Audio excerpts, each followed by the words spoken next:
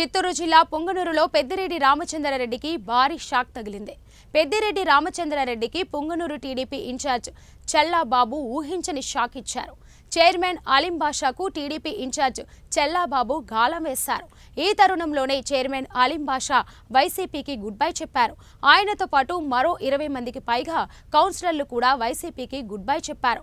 వైసీపీని వీడిన వారు చెల్లాబాబు సమక్షంలో టీడీపీలో చేరే అవకాశం ఉన్నట్లు సమాచారం. మొత్తం 31 మందిలో 20 మందికి పైగా టీడీపీలోకి వచ్చేలా చక్రం తిప్పారు. ఈ తరుణంలోనే పొంగనూరు మున్సిపాలిటీని వైసీపీ పార్టీ కోల్పోయే ప్రమాదం స్పష్టంగా కనిపిస్తుంది. దీంతో పొంగనూరులో పెద్దిరెడ్డి రామచంద్రారెడ్డికి మొదట ఎదురు దెబ్బ తగిలింది.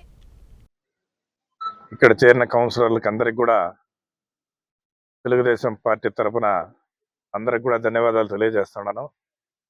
ఎందుకంటే మీకందరికీ తెలుసు ఇక్కడ గత 20 సంవత్సరాల నాయకత్వము ఏ విధంగా ఉంది.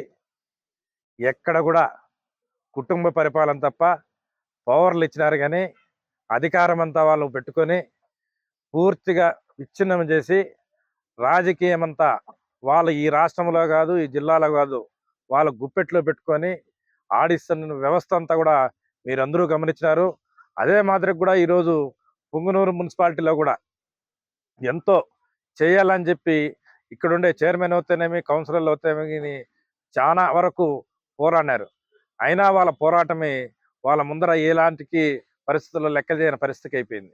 ఎందుకంటే పొంగనూరులో ఒకటి చెప్తారు, ఢిల్లీలో ఒకటి చెప్తారు. నిన్నటి వరకు ఈ ఎంపీ మైనార్టీస్ మనమంతా బీజేపీకి వ్యతిరేకతము, మైనార్టీస్కి ఓట్లు వేయద్దండి, మైనార్టీస్ బీజేపీకి ఓట్లు వేయద్దని చెప్పిన పెద్ద మనిషి ఇక్కడ ఒక మాట చెప్పి 10 రోజుల్లోనే ఈరోజు బీజేపీకి మళ్ళా పార్లమెంట్లో లోక్సభ సపోర్ట్ చేస్తానంటే ఎవరికి మోసం చేస్తాడో అని చెప్పి నేను అడుగుతా ఉన్నా.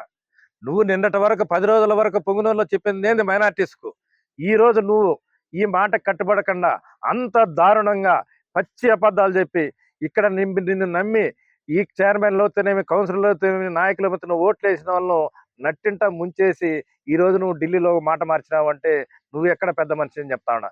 నీ ఆటలు అన్నీ తెలిసిపోయినాయి. మీ అబ్బా కొడుకు అంతా ప్రజలు గమనించినారు.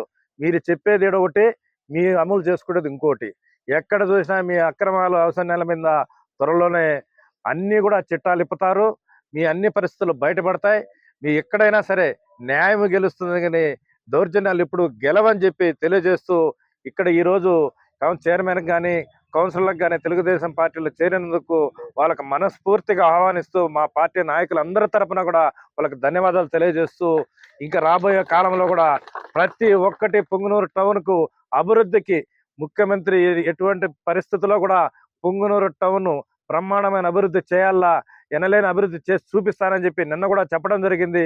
అదే విధంగా అన్ని విధాల సహకరించి పొంగనూరు టౌన్కు అభివృద్ధికి తోడ్పడతానని చెప్పి మీ అందరికీ తెలియజేస్తూ విరమించుకుంటాను. జై హింద్, జై చంద్రబాబు నాయుడు. ఎందుకంటే పొంగనూరులో ఇన్నేళ్ళు రూలింగ్ యాదవ్ వస్తే అది పొంగనూరులో వచ్చేది కాదు.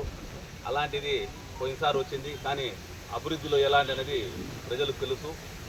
ఇప్పుడు పెద్దలు అడిగినారు, మీరేమన్నా పార్టీ షెడ్యూల్ కోసం వస్తారా, ఏమన్నా ఇక్కడ సేఫ్టీ కోసం వస్తారా అని. మేము మా ఇక్కడ ఉండే వాళ్ళు ఎవరు కూడా రోడ్డు షీటర్లు కాదు, కేసులు కూడా ఏం లేవు, అందరూ కౌన్సిలర్లే, అందరూ క్లియర్ చిట్గా ఉండేది. మీరు కనుక్కున్నా కూడా ఒకరిపైన కూడా ఎలాంటి ఇవి కూడా ఉండవు. కానీ ఎందుకు వస్తున్నామంటే గౌరవ ముఖ్యమంత్రి గారు దాదాపు రాష్ట్రాన్ని అభివృద్ధిలో నడిపించేవాళ్ళు. అలాంటి మా పొంగనూరు కూడా చెల్లాబాబు ఆధ్వర్యంలో అభివృద్ధి పోతుందనే ఒక ఉద్దేశంతో మాకు నమ్మి పొంగనూరు ప్రజలు కూడా కౌన్సిలర్లు చేసినారు. మా వార్డులో చెల్లాబాబు ఆధ్వర్యంలో మేమంతా వార్డు అభివృద్ధి చెందాలనే ఒక ఉద్దేశంతోనే మేము తెలుగుదేశంలో పార్టీలో చేరుతున్నాం.